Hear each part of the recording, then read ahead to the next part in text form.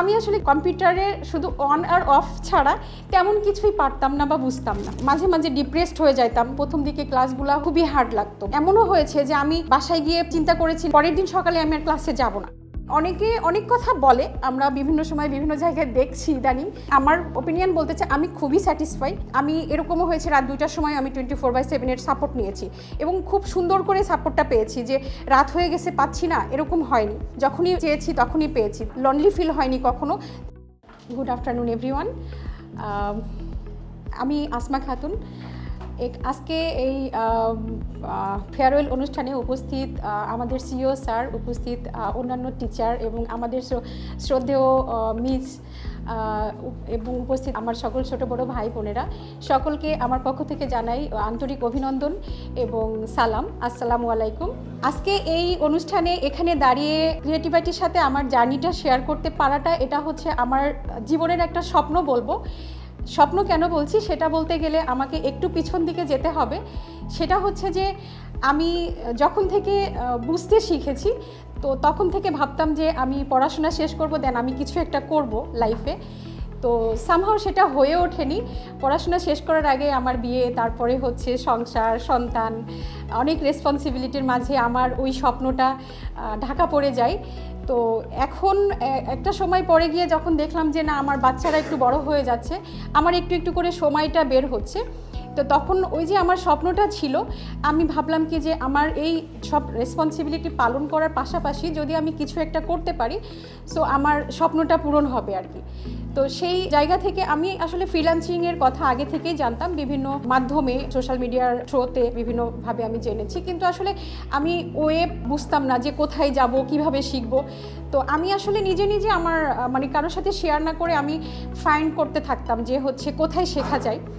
তো আমি হচ্ছে এরকম একদিন খুঁজতে খুঁজতে ফেসবুকে একটা ভিডিও দেখলাম, ক্রিয়েটিভ আইটির কিছু ভিডিও, যেটা হচ্ছে ক্রিয়েটিভ আইটির স্টুডেন্টদের কিছু ভিডিও, যারা হচ্ছে তাদের গল্পটা শেয়ার করছে এবং তাদের সাকসেস স্টোরি শেয়ার করছে, ক্রিয়েটিভ আইটির সাথে তাদের জার্নি, তাদের সাকসেস এগুলো শেয়ার করছে। এবং আমি যেহেতু আমার এজটা একটু বেশি, যে তো সময়টা পড়াশোনার একটা অনেক বড় গ্যাপ হয়ে গেছে, তো আমি ওই যে যখন ভাবতাম যে কিছু একটা করব, তো তখন আবার ভাবতাম যে বয়সটা তো বেশি হয়ে গেছে, কিভাবে করব, মানে কিভাবে ম্যানেজ করব।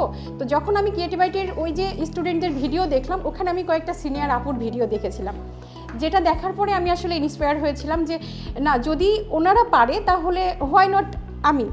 তো এরপরে আমি আসলে ক্রিয়েটিভ আইটির সাথে যোগাযোগ করি অ্যান্ড আমি অ্যাডমিশন নেই।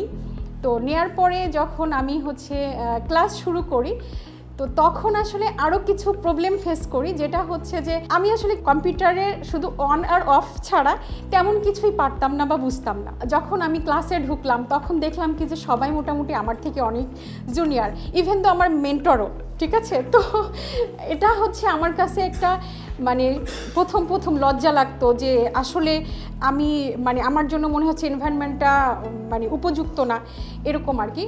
তো মাঝে মাঝে ডিপ্রেসড হয়ে যাইতাম যে আসলে পারবো নাকি পারবো না। এবং প্রথম দিকে ক্লাসগুলো হচ্ছে খুবই হার্ড লাগতো। মানে প্রথম তো আমি বাসায় গিয়ে কান্নাকাটি করতাম যে আমি পারছি না, এবং এমনও হয়েছে যে আমি বাসায় গিয়ে পরের দিন সকালে আমি আর ক্লাসে যাব না, এরকমও থিঙ্ক করেছি।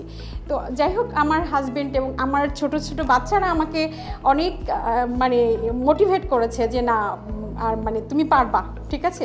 বিশেষ করে আমার হাজব্যান্ডের কথা আমি বলতে চাই। আমার বাচ্চাদেরকে কেয়ার করা হয়েছে কিনা আমি সেটা দেখতাম না। আমি আমার হাজব্যান্ডকে বলেছিলাম 6 মাস আমাকে দাও, ঠিক আছে, আমি কিছু একটা করতে চাই, মানে আমি শেষটা দেখতে চাই, যেহেতু নেমে পড়েছি আমি শেষটা দেখতে চাই।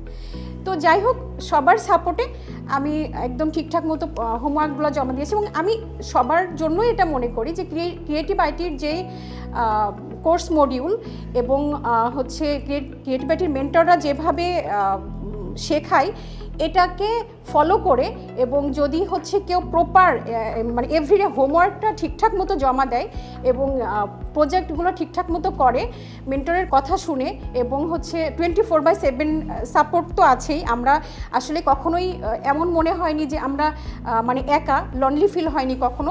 আমি এরকমও হয়েছে রাত 2টার সময় আমি 24/7 সাপোর্ট নিয়েছি এবং খুব সুন্দর করে সাপোর্টটা পেয়েছি, যে রাত হয়ে গেছে পাচ্ছি না এরকম হয়নি। যখনই চেয়েছি তখনই পেয়েছি। তো এই কারণে আসলে কখনো মনে হয়নি যে আমরা প্রপার পাচ্ছি না। আমি আমার ওপিনিয়ন বলতে চাই, আমি খুবই স্যাটিসফাই।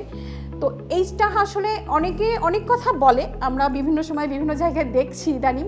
তো আমি যেটা বলবো সবার উদ্দেশ্যে সেটা হচ্ছে যে আপনারা যেই ক্রিয়েটিভ আইটিতে আসেন বা যেই হচ্ছে এখানে কোর্স করেন বা যাই করেন, ঠিকঠাক মতো মেন্টরের কথাটা শোনেন, ঠিকঠাক মতো প্রজেক্টটা জমা দেন, ঠিকঠাক মতো আপনাদের হোমওয়ার্কটা করেন, তাহলে ডেফিনেটলি এখান থেকে আপনি কিছু না কিছু পাবেন। এবং আফটার কোর্স মানে কোর্স শেষ হওয়ার পরে আপনি এটার পিছনে লেগে থাকেন, ডেফিনেটলি কিছু না কিছু হবে, এটা আমি বিলিভ করি। আমি হচ্ছে লোকাল মার্কেটে কাজ করছি, কিছু কোম্পানির আমি কাজ করেছি, মানে আমি পেমেন্ট পেয়েছি। ওই কোম্পানির সাথে আমার একটা কথাও চলছে যে পার্মানেন্ট গ্রাফিক ডিজাইনার হিসাবে ওনারা আমাকে রাখবে।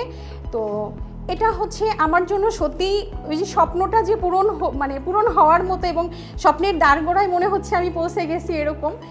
তো আমি সত্যিই ক্রিয়েটিভ আইটির প্রতি মানে কৃতজ্ঞ। এটা আমার মানে কিভাবে কৃতজ্ঞ জানাবো আমি জানি না, আমার হয়তো বা সেইভাবে জানানোর মতো ভাষা আমার কাছে হয়তো নাই।